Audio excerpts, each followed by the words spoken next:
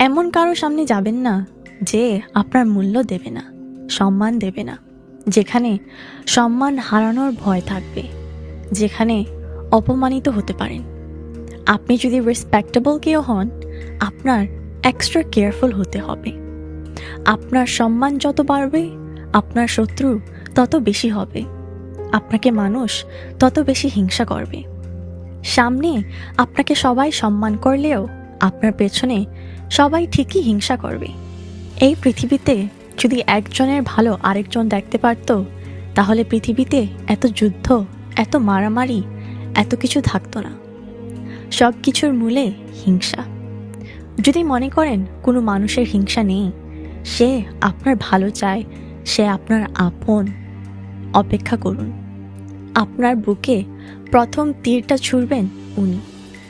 শুধু সময়ের ব্যাপার।